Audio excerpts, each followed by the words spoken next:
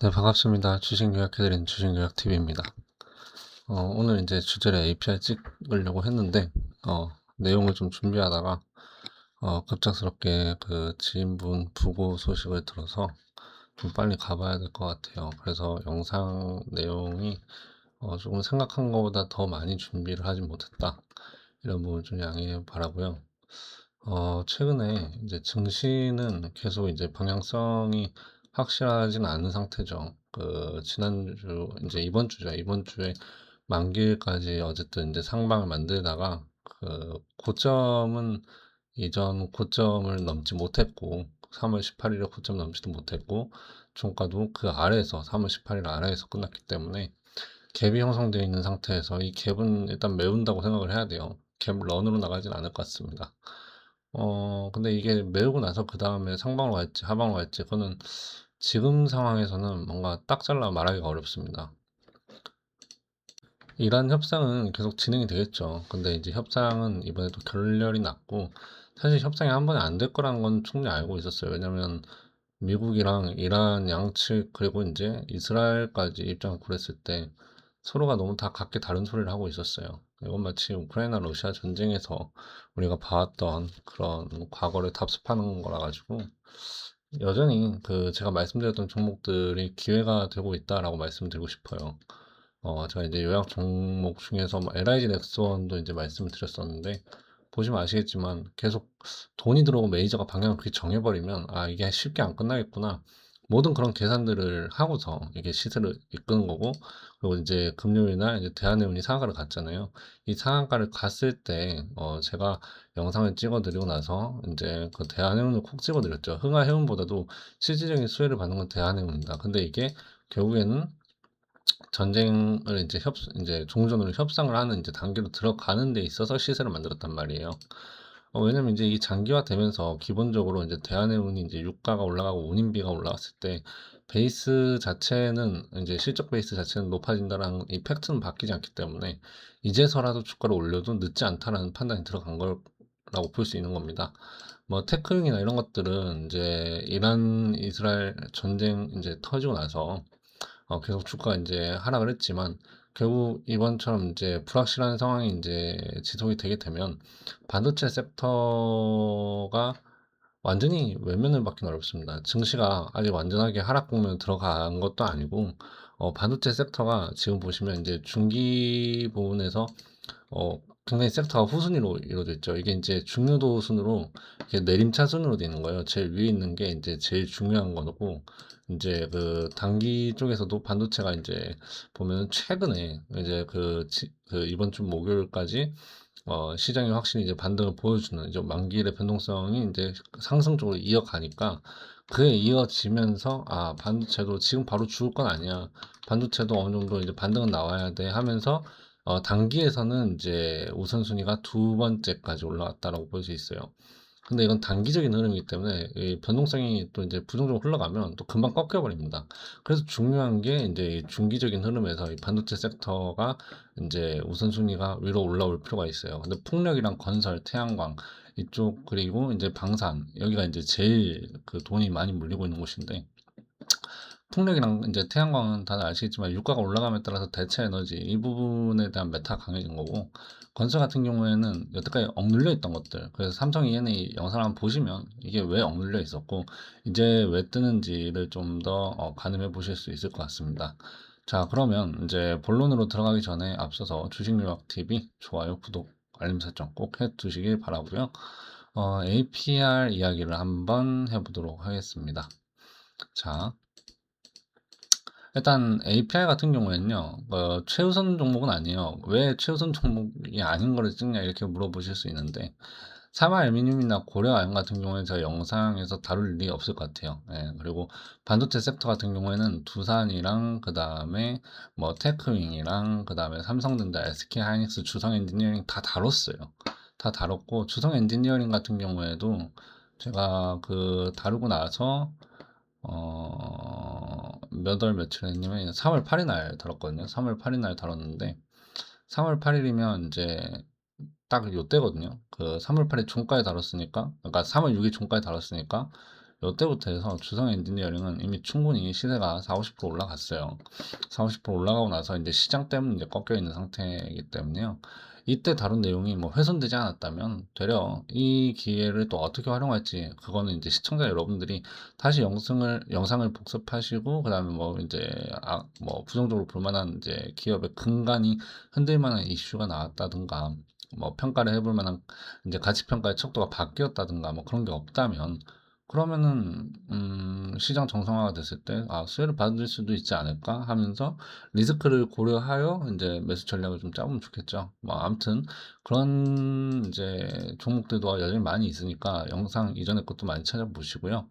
APR은 그 미용 의료기기예요. 단기적으로는 우선순위로 보면 방산보다 더 아래에 있는데, 보시면 이제 이 휘토리 원자재 빼고는 단기 섹터에서 반도체, 건설기계, 장비, 이건 이제 직전에 HD 건설기계 다뤘고, 그다음 MLCC, 삼성전기도 제가 다뤘죠. LG이노텍을 다음 영상에서 다룰 생각이에요. 그리고 LIG 넥슨도 다뤘고.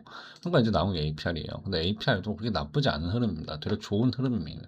그리고 이제 중기 흐름에서도 보시면 바이오는 일부러 안 다룹니다. 분위기가 완전히 아작이 나 있고요. LNF 다뤘죠. 그리고 LIG 넥슨 다뤘고, 예, 이제 풍력이랑 태양광은 전 다룰 생각이 없어요.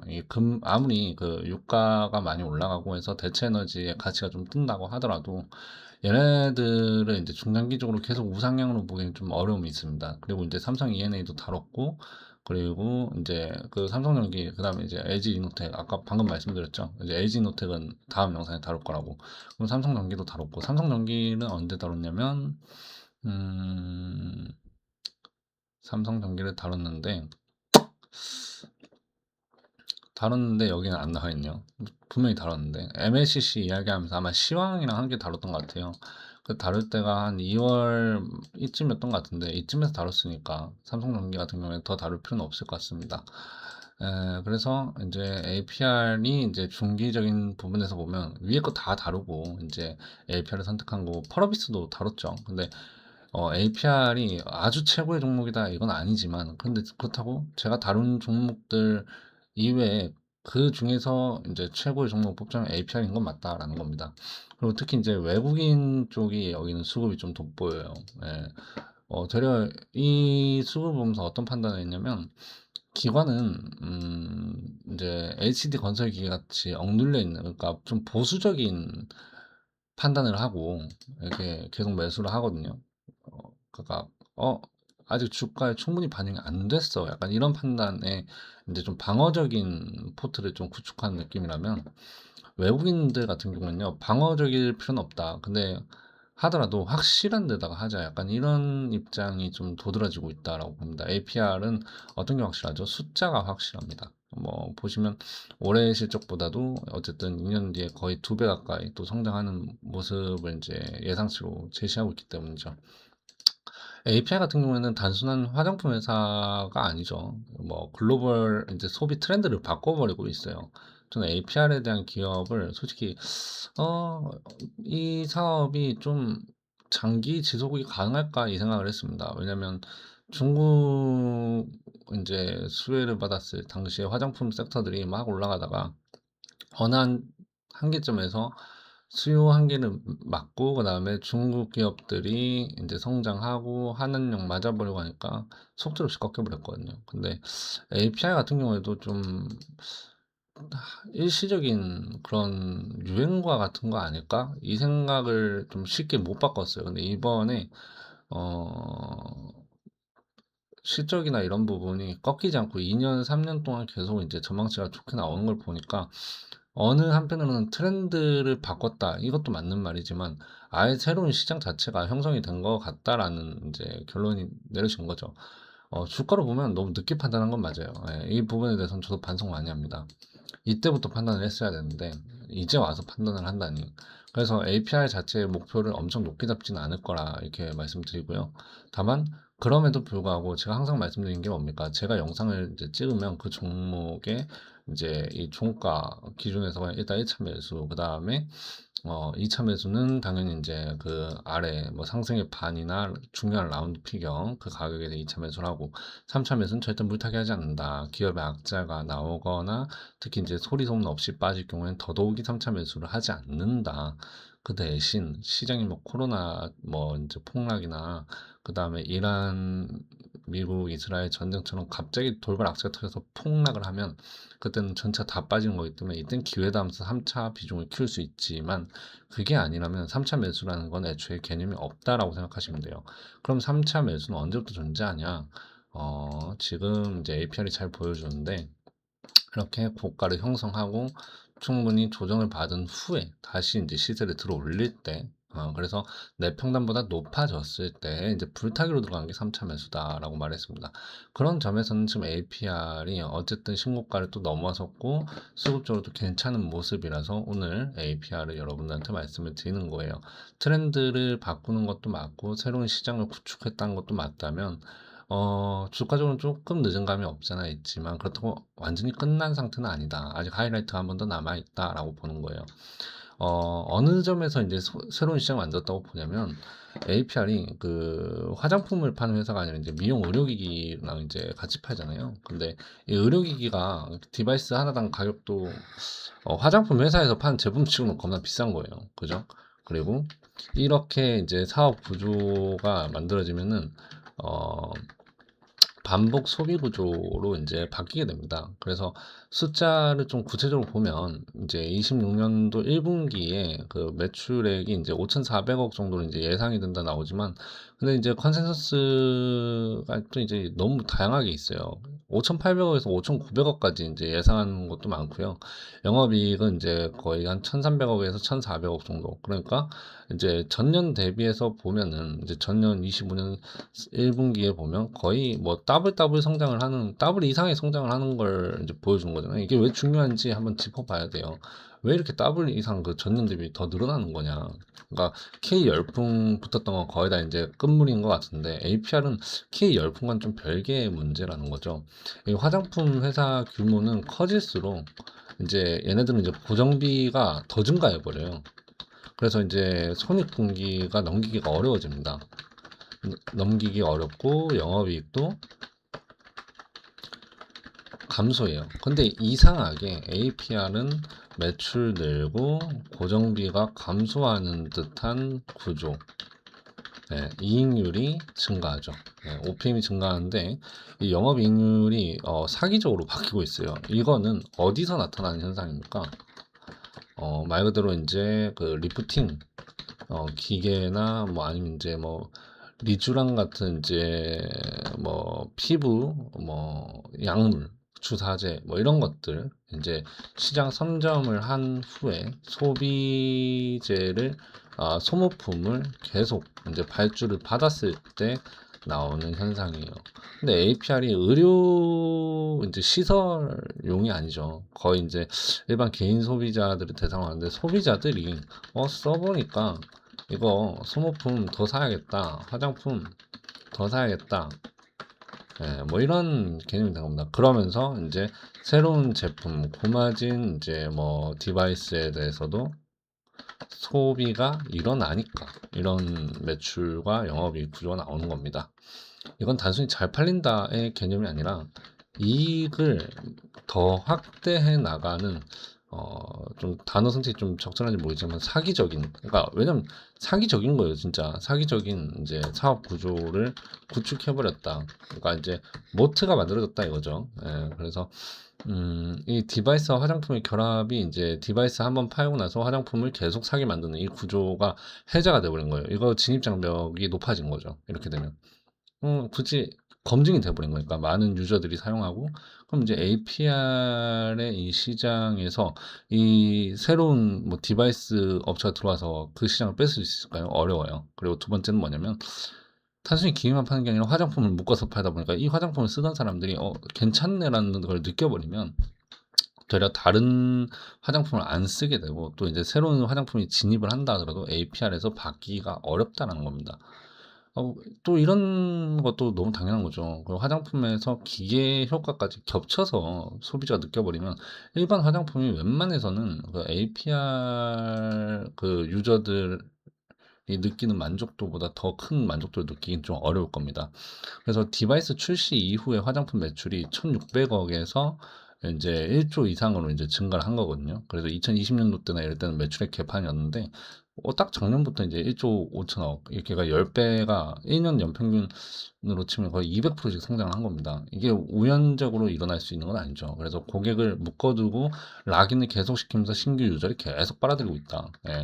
이거 어디서 많이 보는 거예요? 면도기 그리고 면도날, 예, 면도날 이 질레트나 이런 회사들이 세계적인 기업이 돼서 먹고 사는 이유가 딱 여기 있죠. 그러니까 참 신기한 것 같아요. 저도 이걸 왜 일찍 판단 못했을까? 반성 진짜 많이 합니다. 이 영상을 찍고 준비하는 과정에서도요. 그래서 이걸 이제 면도기 면도날 시장을 이제 뷰티 시장에서 구현했고 이제 글로벌 확장을 계속하고 있죠. 보통 K뷰티는 중국에 집중하고 그다음에 이제 특정 제품이 그 판매 한계에 이르면 다른 브랜드를 인수하거나 새롭게 론칭해서 또 이제 시장을 이제 잠식하고. 근데 이게 결국 ODM이든 OEM이든 만들어서 이제 택깔이 가까워요. 그러다 보니까 그리고 이제 화장품이 아무리 다양해도 그게 뭐 특수 화장이나 이런 것들은 용도가 너무 정해져 있고 그 마스크팩 같은 경우도 아무리 좋아도 예, 또 이제 거의 이제 소비자들에게 제공되는 제품이 상향 평준화가 금방 돼요. 그래서 새롭게 론칭하고 해도 이거 이제 거의 그때부터는 이제 매출액은 방어하는데 OPM 방어는 못해서 무너지는 이제 그 천천히 무너지려고 애쓰는 그래서 고정비가 높아지는 참 안타까운 구조가 이제 화장품 섹터예요. 근데 APR은 단일 브랜드로만 계속 확장을 하고 있거든요. 해외 매출 비중이 그 80%예요. 그러니까 이제 국내에 의존 안 하고 그리고 이제 특히 이제 일국가 주요 고객이 아니라 미국, 일본, 유럽 이제 그 동시에 성장하고 있어요. 그러니까 특정한 국가에 의존하지 않는다는 건 매출 안정도에서 굉장히 유리하죠. 리스크는 적고 그 다음에 성장 속도는 더 빨라지기 때문인데 현재 미국에서 아마존 이제 이쪽에 잘 팔리면 이게 화장품이나 좀 일반 소비재 같은 경우에는요. 증시에서 기업의 그러니까 한국 증시에서는 이제 해외에 뭔가를 판다고 했을 때 아마존에서 좀 잘 팔린다 이런 것들을 이게 흥행의 촉도로 봅니다. 근데 아마존 뷰티톡 100에 10개 제품이 들어가고 있어요.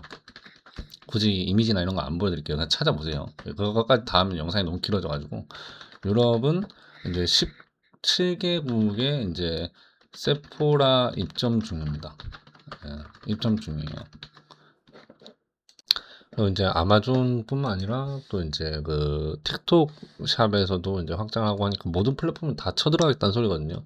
어쨌든 뷰티는 유행에 예민하기 때문에 그 유행이 이제 좀 영향을 주는 뭐 그런 플랫폼에는 다 노출시키겠다 이런 전략이 뭐 소비자 입장에서도 좋은 거고 그리고 이제 주주들 입장에서도 좋은 거죠. 예, 회사가 장사할 줄 아는 겁니다. 유통 채널에 완전 이제 장악을 해버리고 각각 플랫폼에서 완전히 그 입지를 다져버리면 웬만해서는 이제 신흥 이제 제품이나 신흥 기업들이 또 치고 들어오기가 많이 어려워요. 새로운 센세이션을 만들지 않는다면 뭐 어느 정도로 표현할 수 있냐면 미국의 뭐 아리아나 그란데나 뭐 테일러 스위프트 이런 사람 참 유명하고 힘이 있죠. 이런 이제 엄청난 연예인들이 그냥 그 앰버서더로 쫙 돼가지고 폭발적인 이제 광고 마케팅을 때려가지고 이제 그 해자를 넘어서 시장에 들어오는 것까지 만들 수 있을지 몰라도 거기서도 이제 실질적인 품질 경쟁까지 이겨내지 못한다면 또 이기기가 또 어려운 그런 상황이 돼버린 거예요. 그러니까 APR은 좀 굉장히 높은 수준의 장벽을 만들어놨다. 이게 오프라인에서 유통을 하게 되면 어쨌든 그 마진이 낮을 수밖에 없어요. 여러분들이 오프라인에서 이제 사면은 여러 가지 뭐 프로모션이다 뭐다 하면서 또 싸게 받으려고도 하는 것도 있지만 일단 고정비가 운영도 굉장히 많이 들고 그냥 인건비도 많이 들잖아요. 그리고 이제 재고나 이런 것들도 이제 감가상각도 많이 맞아 버리는데 온라인에서는 그런 게 거의 없잖아요. 그래서 아마존, 틱톡샵, 그다음에 자사몰 여기서 판매율이 계속 증가하고 있는 부분이 APR 입장에서는 굉장히 좋을 수밖에. 그래서 오프라인 매장이 몇 개가 되고 예전에 이게 이제 판단이 척도했어요. 특히 중국 시장에 진출하는 기업들, 뭐 옷이나 뭐 화장품 파는 기업들은 중국에 매장이 몇 개 있는가, 뭐 이런 것들로 이제 좀 판단을 했었는데, 이제는 이제 세계가 코로나 이후에 확실히 온라인 이제 소비 쪽으로 완전히 트렌드가 바뀌어 버렸어요. 그래서 지금부터는 어디에다가 어느 플랫폼에다가 입점을 해서 잘 팔고 있는가 이걸 판단해야 되는 겁니다. 그래서 중간 유통도 많이 줄어든 상태에서 마진율 높여버렸고 그러니까 이제 이런 어, 어떻게 보면 기괴한 영업이익률이 나온 겁니다. 24%에서 25%까지 올라간 거죠. 그리고 얼타뷰티랑 독점 계약을 이제 끝냈기 때문에 그 얼타뷰티랑 독점 계약이 있어버리면 다른 유통 채널에다 이제 못 팔잖아요. 근데 월마트, 뭐 코스트코 같이 이제 대형 채널까지 또 팔 수 있게 된 거예요. 이게 이제 그 알테오젠을 잠깐 들자면 머크와의 그 SC 그 피아주상 이거를 이제 독점 계약을 해버리면 다른 데 못 파니까 그게 좀 이제 안 좋았다 뭐 이런 평가를 했었잖아요. 근데 그거랑 마찬가지로 API 같은 경우도 얼타뷰티와의 독점 계약이 끝났다는 것은 긍정적으로 봐야 될 부분이고요. 온라인에서도 이제 성공을 했고 이제 오프라인으로 굳이 확장을 해야 되나 저는 솔직히 모르겠습니다. 그게 뭐 굳이 안 해도 되는데 뭐 여기서 만약에 APR이 로드맵을 제시한 게 오프라인에는 진출을 하되 다른 부분을 더 확장을 하기 위해서 그게 돈이 되는 오프라인 이제 뭐 마켓이 있다 이런 것들까지 제시를 해주면 더 나이스할 것 같다라는 생각을 합니다. 근데 아마 그런 생각도 할 거예요. 이런 게 뭐 제가 그냥 판단하기에는 이제 APR의 그 오너가 장사치는 확실한 장사치다. 굉장히 뛰어난 장사치다. 이렇게 생각을 합니다. 이게 웬만한 머리는 안 되는 것 같아. 그래서 이 회사의 가장 강력한 게 또 이제 속도전이 굉장히 빨라요. 어떻게 그 2년 만에 이게 그러니까 5년 동안 10배가 성장한 거지만 정확히 보면 2년 만에 거의 모든 성장을 다 이뤄냈어요. 이게 되는 이유는 속도예요. 빨리빨리. 예. 빨리빨리가 안 되면 이 뷰티 시장은 어쨌든 트렌드 따라가잖아요. 아까 제가 뭐 유명인들의 인플루언서나 이런 사람들 써가지고 이제 시장 진출을 해야 된다 하는 말이 뭐냐면 아무리 좋은 제품 만들어도 그 상향 평준화가 빨리 되기 때문에 빡 돈을 써가지고 빨리 침투해서 많이 알려야 돼요. 근데 그거를 이제 APR은 잘하더라. 트렌드를 좀 이제 잘 잡고 그 APR 예전에 이제 회사를 봤는데 그 이런 부분이 이제 특화되어 있는 부서를 따로 이제 운영을 하고 있어요. 그래서 제품을 빨리 만드는데 그 제품을 트렌드랑 바로 매칭을 시켜버린 거죠. 그래서 글로벌 확산에 있어도 훨씬 유리하고 이 제품을 표방에서 뭐가 나오는 건요. 어차피 API를 한 발 더 빨리 갈 수밖에 없어요. 그리고 이제 그 5,700억에서 이제 6,000억 이 사이에 예상 영업이익이 이제 나오고 있는데 미국 매출이 지금 260% 성장하고 있고요. 유럽도 160%. 뭐 물론 아직까지 미국이나 유럽이 뭐 절대적이다 이런 수준이 아니에요. 하지만 그 성장폭이 이전에 보여왔던 5년 동안 보여왔던 그 성장폭이랑 똑같이 또 재현이 되는 거기 때문에 지금 이제 1조 5천억 매출을 확실하게 찍었지만 여기서도 이제 더블 이상을 이제 예상하는 것이 미국이랑 유럽이나 이런 데서도 똑같이 10배 성장이 일어날 것 같다라고 판단하는 거죠. 그래서 초기 단계는 아닙니다. 검증은 다 된 상태라고 봐야죠, 사업 모델이. 그래서 확장 구간인데 이 확장 구간에서 갑자기 악재를 두드려 맞지 않는 이상은 이 추이가 쉽게 무너지진 않을 거예요. 삼양식품으로 치면은 어 어떻게 보면 이제 요쯤 되지 않을까 싶습니다. 요쯤 어딘가라고 봐요. 이게 끝을 가는 지점은 보시면 작년도에 잠깐 계산기를 좀 두드려서 정확하게 수치를 말씀드릴게요. 자, 작년도에 전년 대비 52% 성장했어요. 근데 이제 올해 예상치는 이제 30% 성장이고, 그 다음에 내년 예상치는 영업이익 기준입니다. 22%. 자, 어때요? 여기서 영업이익이 커지긴 하지만 성장률 자체는 낮아지는 거죠. 근데 APR은 어떤 상태냐? 지금 보시면 자, 65%예요. 여기서 이제 피크를 쳤죠. 피크를 쳤는데 다시 여기 보시면 33%, 요때 66% 여기가 피크인데, 잠시 캡처를 좀 떠서, 이 이익률의 피크, 너무 지나친 피크죠. 66%. 66%가 계속 나올 거라고는 아무도 생각을 안 합니다. 그래서 요때를 기점으로 해서, 그럼 여기가 33%면, 이 다음은 얼마일까? 20%로 내려갈까? 아니면 올라갈까? 이걸 고민할 겁니다. 그죠? 그러면, 이게 판단이 되려면은, 어쨌든, 올해 실적이 나오고 나서, 미리, 이제, 그, 3분기, 올해 3분기에서 4분기에 이제 내년을 위한 초도 발주 물량이나 이런 것들을 판단을 할 거예요. 봤는데 생각보다 이때 이제 이거 791 나누기 6060 여기 이제 30% 여기 보면 30%요 수준이 30%보다 높아질 것 같은 데가 되면요. 이 다음이 20%보다 높을 거다. 이렇게 판단할 수가 있어요. 그럼 꼭지가 안 나와요. 네, 꼭지가 안 나오고, 뭐 적어도 이제 고점에서 뭐 횡보를 하거나 아니면 고점 더 높여가는 이런 그림이 나올 겁니다. 그래서 지금 당장 고점이 되진 않고, 못해도 하이라이트를 치는 건 3분기쯤은 돼야 하이라이트가 되지 않을까. 그런 생각을 하는 겁니다. 그래서 삼양식품의 주가 위치가 이제 한 이쯤이면 이제 APR의 주가 위치랑 비슷하지 않나. 그렇게 말씀드린 거예요. 딱 3개월 정도의 시간이 지나고 피크를 쳤잖아요. 그래서 엄청나게 목표 주가를 높일 수는 없어요. 여기 보시면 이제 여기서 한 40%, 50% 올라가는 건데 APR이 이제 어쨌든 10배가 올라가는 상태잖아요. 여기 40%, 50% 올라가면은 저점 대비해서는 5배가 올라가는 꼴이 되기 때문에 그래서 4배, 5배가 올라가는 꼴이라서 현재 구간에서는 1차, 2차 매수를 좀 이제 넙하게 잡은 다음에 불타기에 너무 이제 적극적으로 다 때려버리는 것보다는 1차, 2차 매수 후에 시세가 나와버리면 이제 거기서는 이제 불타기 비중을 낮춰서 조금 이제 추종을 하고 이익을 좀 챙겨가는 그러고 나서 안전 마진이 확보된 어느 정도의 비중만 이제 추세 추종을 해보는 그 전략이 좀 나쁘지 않을 것 같다라고 생각을 합니다. 그리고 이제 과거의 화장품 기업들도 어쨌든 지금 시점에서는 거의 비슷하게 다 올라갔어요. 예, 다 올라갔고 지금 이제 PR이 뭐 올해 걸로 보면 4,824억이 이제 이제 올해 예상치로 4,824억이 이제 당기 순이기 때문에요. 14조 5천억 정도가 이제 시총이기 때문에 30배 정도의 PR이면 막 지나치게 초과열이다 이렇게 보긴 좀 어려워요. 뭐 삼성전기나 이런 종목들을 보시면 PR 40배예요. 화장품이면 어쨌든 멀티플 좀 높게 쳐주잖아요. 그런 점에서 쳤을 때는 아직까지는 조금 더 이제 올라가도 너무 부담되진 않는다라고 보고요.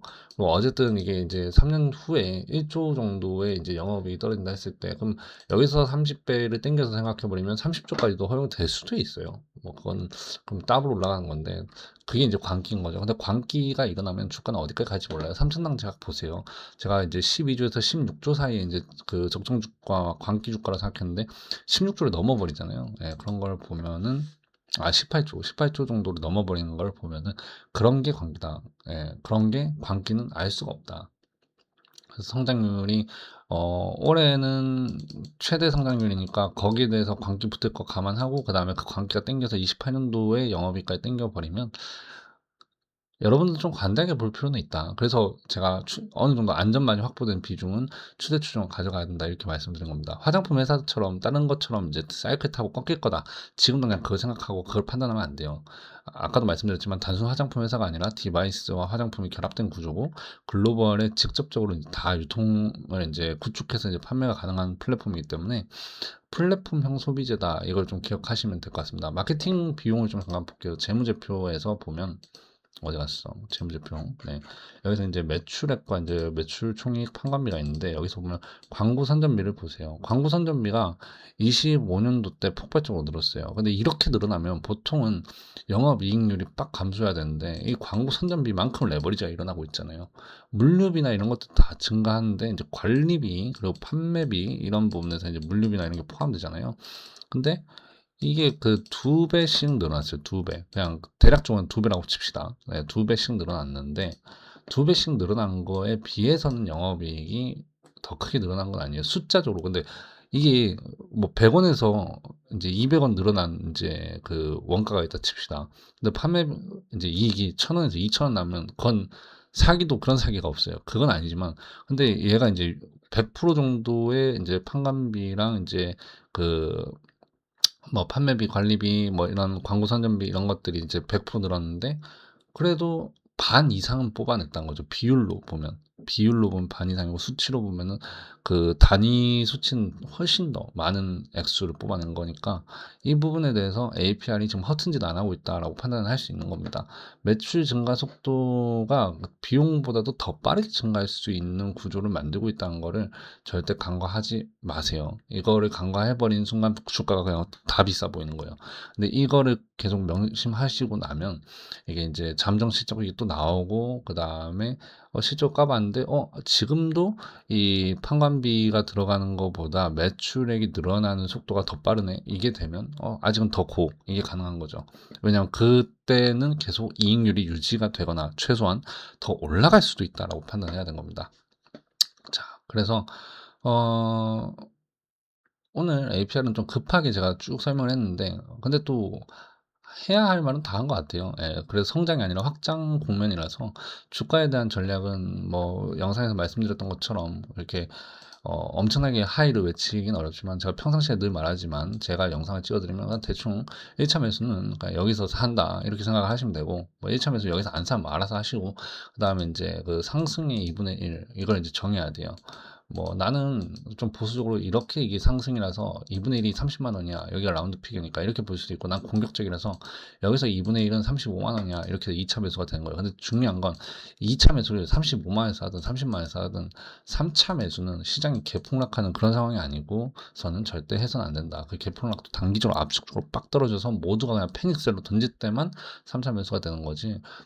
뭐 기업이 악재가 있는데 막 떨어지고 이제 소리 소문 없이 떨어지고 막 느슨하게 떨어지고 하는데 3차 매수 그거 진짜 죽는 꼴입니다. 그때는 손절을 생각해야 되는 거지 3차 매수 생각하면 안 됩니다. 그리고 비중 같은 경우에는 1차 매수의 20%, 2차 매수의 20% 그리고 뭐 보통 이제 올라가서 불타기는 아까도 말씀드렸지만 자, 예를 들어서 주가 이렇게 올라갔어요. 자, 이 예시를 드는 겁니다. 자, 1차 매수했어요. 자, 여기서 1차 매수를 했는데 신고가네? 2차 매수 불타기 이렇게 하면 안 돼요.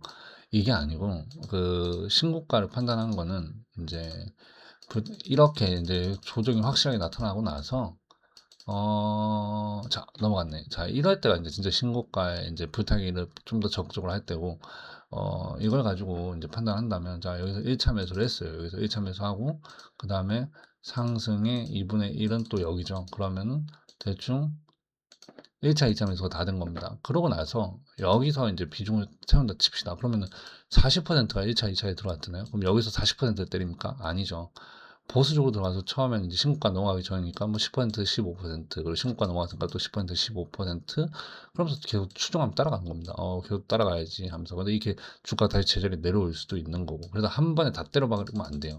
그리고 요렇게 오랫동안 이렇게 횡보하면서 올라가는 이 국면을 만났다면 메이저가 주가를 리드하는 타이밍을 제대로 못 잡았다는 겁니다. 근데 제가 지금 이때를 말씀드린 게 아니죠. 최근에 제가 말씀드린 종목들을 항상 말씀드릴 때는 메이저가 방향성을 잡고 돈을 때려 넣기로 작심을 했다라고 판단할 때 그래서 당장의 시장 주도주가 명확하다라고 볼 수는 없지만 지금 당장 주도주가 돼도 이상하지 않다 이렇게 판단이 되는 종목을 꺼내드리는 거라서 되려 이렇게 장기간 좀 고생하는 뭐 주가 국면을 맞이할 가능성은 좀 낮다라고 좀 말씀드리고 싶어요.